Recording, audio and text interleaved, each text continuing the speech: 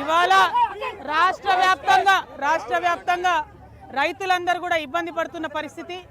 ఏ జిల్లాలో చూసినా వడ్లు కొనకుండా రైతులు కల్లాలలో ప్రాణాలు విడుస్తున్న పరిస్థితి. కొన్నకాడ కూడా ఘోరంగా తరుగుదీసి కొనుగోలు కేంద్రాల్లో అవినీతి, కొనుగోలు కేంద్రాల్లో తరుగుదీయడం, రైస్ మిల్లర్ల దగ్గర ప్రభుత్వం కుమ్మక్కై అక్కడ కూడా తరుగుదీయడం, మొత్తం రాష్ట్ర వ్యాప్తంగా కూడా భయంకరమైన పరిస్థితి ఉంది. కొంటామన్నటువంటి వడ్లు కొననటువంటి పరిస్థితి ఉంది, జొన్నలు కొననటువంటి పరిస్థితి ఉంది, పొద్దుతిరుగుడు రైతులకు అన్యాయం జరుగుతున్న పరిస్థితి ఉంది.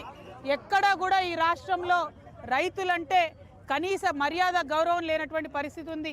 ఈ రాష్ట్ర ముఖ్యమంత్రి గారు గత 2.5 సంవత్సరాల్లో ఒక్కసారి కూడా వ్యవసాయ శాఖను కనీసం రివ్యూ కూడా చేయనటువంటి పరిస్థితి ఉంది.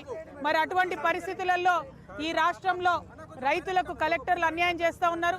ఎక్కడికక్కడ కలెక్టర్లు మౌఖికంగా ఆదేశాలు ఇచ్చారు. అదేమంటే గ్రేడ్ ఏ రైతులు వడ్లు గ్రేడ్ ఏ అయినా సరే గ్రేడ్ లెస్గా రిజిస్టర్ చేస్తున్నారు.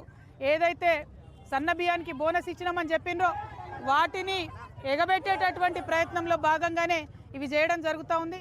మేము డిమాండ్ చేస్తున్నాం, అన్ని చోట్ల కూడా కళ్ళాల్లో ఉన్నటువంటి వడ్లను వెంటనే ప్రభుత్వం కొనాలి. అందుకే ఇవాళ సెక్రటేరియట్ ముందట డాక్టర్ బాబాసాహెబ్ అంబేద్కర్ గారి పేరు పెట్టుకున్న ఈ సెక్రటేరియట్ ముంగట తెలంగాణ వ్యాప్తంగా ఉన్న రైతుల గోస ఈ ముఖ్యమంత్రికి ప్రభుత్వానికి తెలియాలి. కాబట్టి ఇక్కడ వడ్లు పోసి మరి వరి కంకులతోని ఇవాళ ఇక్కడ తెలంగాణ వ్యాప్తంగా ఉన్న తెలంగాణ రక్షణ సేన నాయకులు, రైతులు అందరం కలిసి, మహిళలందరం కలిసి నిరసన తెలియజేస్తూ ఉన్నాం.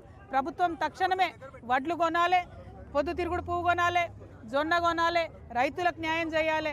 ఎరువులు కూడా రానటువంటి పరిస్థితి ఉంది. ఒక్కొక్కసారి రైతు 4 సార్లు ఒక్కొక్క రైతు తిరిగి ఎరువులు కొనుక్కునే పరిస్థితి ఉన్నది. ఆ యాప్ ఎవరికి అర్థమైతలేదు. కాబట్టి మంచిగా దానికి సొల్యూషన్ చూపించాలని ప్రభుత్వాన్ని నేను డిమాండ్ చేస్తూ ఉన్నాను. జై తెలంగాణ.